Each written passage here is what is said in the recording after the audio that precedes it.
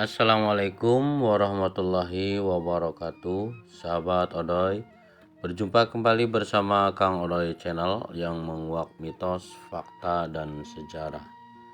Yang nampak di layar ini, kita sekarang berada di sebuah makbaroh, namanya Makbaroh Gajah Ngambung, yang berada di lingkungan Pondok Pesantren Buntet Cirebon, sahabat.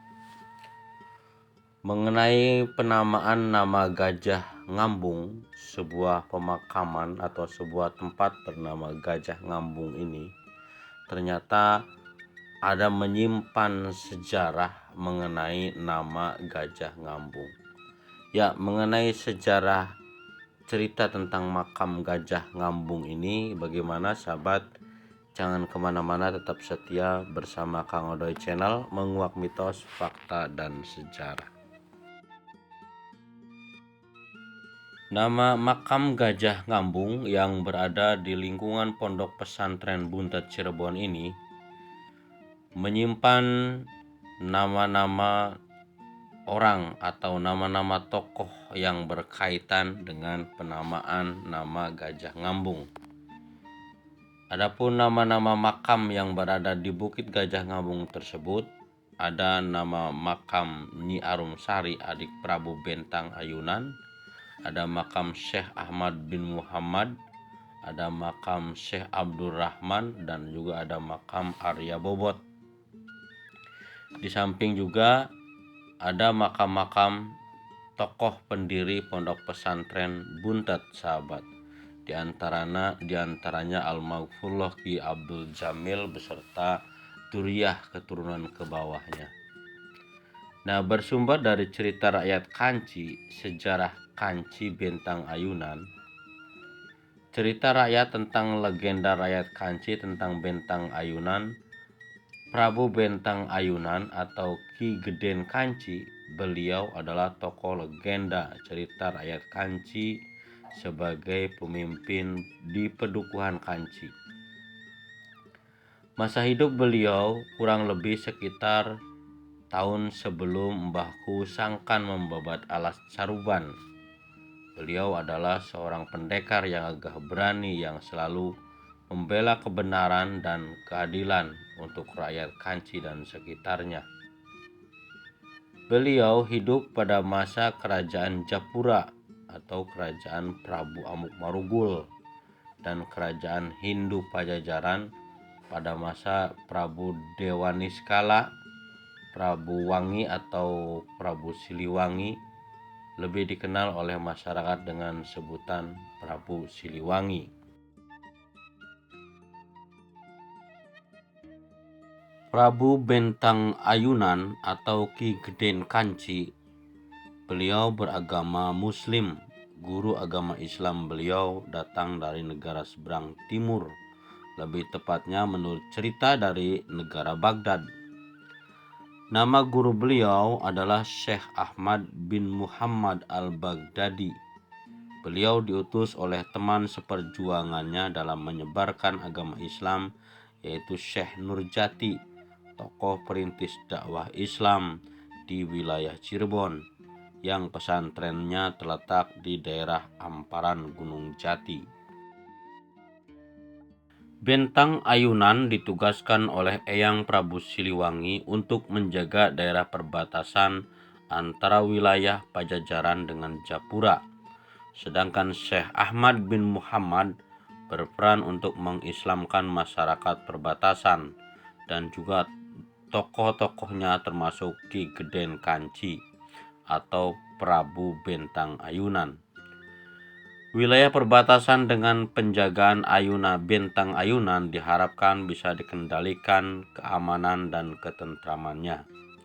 Dari cerita Kanci sendiri, tidak ada yang tahu persis di mana letak peristirahatan Bentang Ayunan. Menurut narasumber sendiri, mungkin beliau mukso bersama keluhuran beliau dalam menjalankan perintah gurunya. Bentang Ayunan mempunyai adik perempuan yaitu Nyimas Arumsari. Nyimas Arumsari terkenal akan kecantikannya, bahkan sampai terdengar oleh seorang juragan nelayan dari desa sebelah, yaitu desa Waruduwur. Namanya adalah Ki Geden Gajah Paminggiran. Kemudian Ki Geden Gajah Paminggiran menghadap kakaknya Nyimas Arumsari, yaitu Bentang Ayunan, untuk melamar adiknya. Namun karena kurang cocok hati dan pikiran, maka Bentang Ayunan berkonsultasi kepada gurunya untuk menghadapi Gajah Paminggiran. Bentang Ayunan dalam lamaran adiknya meminta emas sekapal yang biasa digunakan dalam mencari ikan, dan Gajah Paminggiran pun menyanggupinya, saking ingin sekali mendapatkan kecantikan Nyi Arumsari. Gajah Paminggiran datang lagi dan melamar dengan membawa semua syarat yang diajukan oleh Bentang Ayunan. Akan tetapi karena Bentang Ayunan tidak pernah mengharap Gajah Paminggiran untuk menjadi adik iparnya, maka lamaran itu ditolaknya dengan terang-terangan. Gajah Paminggiran pun marah dan meminta agar segera bertarung, maka terjadilah pertempuran antara Prabu Bentang Ayunan dengan Ki Gajah Paminggiran. Dari pertempuran tersebut, Prabu Bentang Ayunan dapat dikalahkan oleh Ki Gajah Paminggiran. Namun sebelum meninggal dunia, kemudian Prabu Bentang Ayunan disembunyikan oleh gurunya dengan ajian yang diberikan dan dilakukan pertempuran kembali. Dan akhirnya Ki Gajah Paminggiran pun dapat dikalahkan oleh Prabu Bentang Ayunan. Sementara itu, adik beliau Nyimas Arumsari ikut dengan Syekh Ahmad bin Muhammad pergi ke suatu tempat untuk menenangkan diri dan melanjutkan penyebaran Islam di daerah perbatasan. Dan sampai sekarang menurut cerita, sejarah makam beliau berada di daerah Cikanci, perbatasan antara Kabupaten Cirebon dengan Kabupaten Kuningan. Sebelum Cilimus, perbatasan dengan Caracas, tepatnya di desa Cibuntu. Makamnya terletak di bukit pinggir jalan, warga setempat menyebutnya Bukit Gajah Ngambung.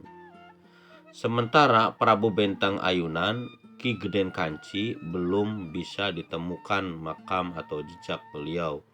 Ataukah beliau muksa? Nah, demikian cerita singkat tentang makam Gajah Ngambung dan sejarah Prabu Bentang Ayunan dan adiknya Nyi Arumsari yang kini mulai mendapat perhatian dari pemerintah setempat untuk dibangunkan akses menuju lokasi tersebut sebagai tempat ziarah untuk para peziarah. Ya, oke sahabat, itulah sekilas mengenai sejarah makam Gajah Ngambung yang berada di desa lingkungan Desa Buntet Pondok Pesantren. Terima kasih. Jumpa kembali bersama Kang Odo Channel, menguak mitos, fakta, dan sejarah. Wassalamualaikum warahmatullahi wabarakatuh.